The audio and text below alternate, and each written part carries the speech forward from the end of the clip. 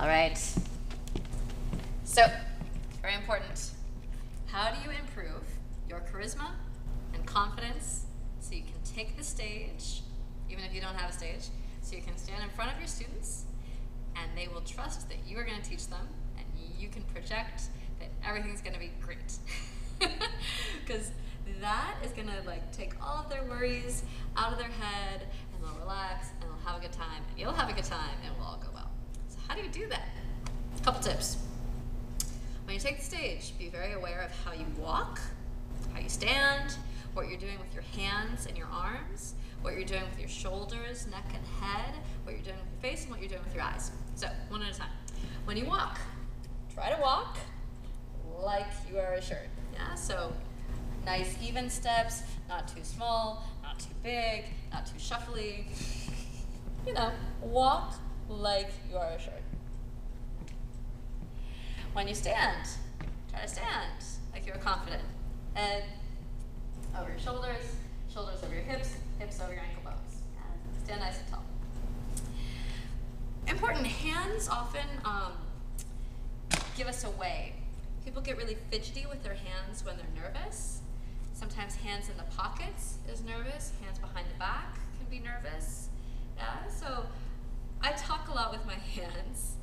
And I know sometimes that looks silly, but I think it helps our students understand us, especially if they can't hear or if the language I'm speaking isn't their first language. The things that we do with our hands actually help people to understand us. So use your hands in a positive way and not in a nervous-making way. Because when you show them that you're nervous, they don't trust you as much. Yeah? Same thing with arms. If arms make you look like you're not sure, yeah, you're not confident about yourself in the situation, or you're not sure, then they're not going to trust you as much. So try to use your hands and arms to help them understand. You can act out what you're doing and not show your nervousness. Upper body. Make sure that the shoulders are rolled back, the neck is nice and long, and the head is up. Yeah? That's going to make you look more than anything like you're confident about what you're doing. It will also help you to open your chest. Yeah? When your chest is open, people feel like you're communicating sincerely with them, and they can communicate sincerely with you. Instead of this says, I don't trust you, I don't feel confident or comfortable, and I'm going to shield myself from the things around me. And then they don't feel like they can trust you because you don't trust them. So you have to open up your heart so that they feel like they can trust you and you can trust them. So you can just practice that at home, standing nice and tall. Then, of course, what you do with your face. If you look worried with your eyebrows or your forehead or anything in your face, they're going to pick up on that. So try your best to relax your face. Even you can take a moment and sort of breathe or give yourself a little facial massage, relax your jaw, relax your tongue, whatever. Try to get your face relaxed. Same thing with your eyes. If you don't look at people, they don't feel like you trust them, or they feel like you're nervous about the situation, you can't quite remember what you're doing. So your eyes are very important. Make sure that you look at them. Sometimes I'll try, particularly if I'm trying to convince people to come back to a class or trying to convince them to do something. I'll make sure that I look at each person individually in the eyes for at least 10 seconds. That's a lot of looking at people, but it's good because you connect to each one individually. Try to make sure you look at them for at least 5 seconds and talk to them. It's funny, you'll naturally start smiling because you can't stare someone right in the eye and not connect, and it always ends up making a positive connection because you can't just look at someone straight in the eye and go like this. So all of those things will help you connect and look less nervous. If at all possible, use a microphone. Yeah, I know you might feel ridiculous like you're Madonna or Janet Jackson. Use a microphone. The reason I say that, you can talk into a microphone very calmly without having to raise your voice, scream, yell, and then the people in the room hear the calmness in your tone of voice, and that makes them feel calm. If you're screaming at them all the time, unless it's like a cardio class and you're trying to get them really pumped up, if all the time your voice is raised, I think it makes people feel a little agitated because you're always having to raise your voice in order to be heard.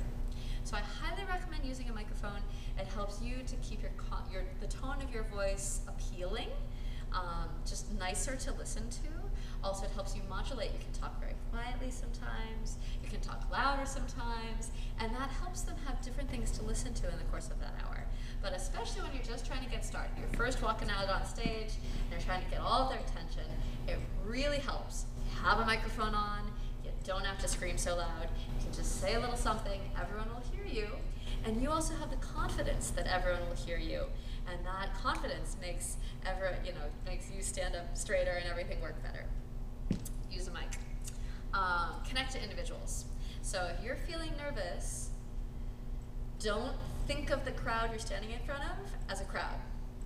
Yeah, try to pick out a few people maybe that you know, or a few people that you would like to know, and just talk to them. Just ignore the fact that it's 300 people and just talk to 3 people and ignore that everyone else is there. Talk to those 3 people and tell them how much you like the dance and how much they're going to learn, and treat the whole crowd as if it was just a few individuals, and your tone of voice will be more sincere, and you'll probably sound less nervous. Do not think about what they are thinking of you.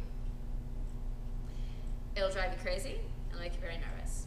So, as much as you can, just don't even worry about whether they like you or not. Don't even worry about whether they agree with you or not. Don't even worry about whether they like your clothes or they wish you'd play different music. Don't even think about it. You can deal with it later once you get a survey. Instead, think about how much you love the dance. Think about why did you learn it? How much you enjoy it? Why are you teaching it? Think about how much you love the music, how much you love the feeling of doing whatever it is that you're teaching. If you just keep that in mind, it will create this positive feeling inside yourself. That positive feeling of focusing on, oh, I love tango so much. I'm so excited we're going to do tango. And that positive feeling will go forth into the room, and everybody will feel that positive feeling, and they will become excited that they're going to learn this thing. Secondarily, think about how much you like them. You might not know them, so that seems sort of strange to be like, oh, I love all these people. I don't know if I like them or not, and sometimes I don't. But think about them just as any individual. As any individual person, they have their good sides, their bad sides, their up days, their down days, but they're there to learn this dance. And they're there to do something awesome with this hour, and you can like them for that. So try, as you think about each person, if you're feeling a little nervous, try to think how much you love those people, and that compassion from you to them will also be felt. I know it sounds really cheesy and like hippie and whatever, but the more you focus on how much you like the people in the class, they will feel that, and they will feel that they don't have to prove themselves, or that they're not going to be a failure because you like them already. So try to focus, instead of on what they think of you, try to focus on how much you love the dance, how much you love them, how much you want them to learn. Yeah, so you can just, focus on, oh, there's all these important things that I want to get across to you, and I'm really excited to get them across to you, and that's what's in your mind. And also how much you believe that they can do it. You really, if you're going to teach, you sincerely have to believe that they can learn what you want them to learn. If you believe in them, they will get there. It's amazing. They'll get there really, really fast, actually. But you have to fully believe that they're going to learn this step today. You have to have 100% confidence in that. And if you don't have confidence in that, figure out why not, and what you can do to improve the way you're explaining it, or get some help, get a TA, get a friend, so that you can have 100% confidence that they're going to get it. Because if you have that confidence, you're like, yeah, I know that you can learn this. I've taught other people this. They were just as bad as you when they started, and I know that you can learn this. They will feel that, and they will respond to your confidence in them, and then they will feel confident, and that charisma will take you far when you are opening any of your classes. Good luck.